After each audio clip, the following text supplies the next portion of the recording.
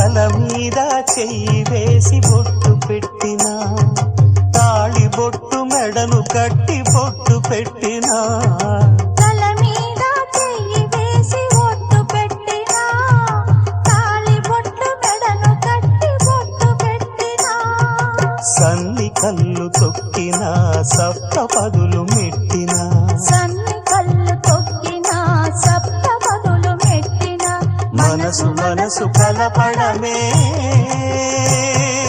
మంత్రం పరమార్థం. శ్రీరస్తు శుభమస్తు, శ్రీరస్తు శుభమస్తు. శ్రీకారం చుట్టుకుంది పెళ్లి పుస్తకం, ఇక ఆకారం దాచుతుంది కొత్త జీవితం.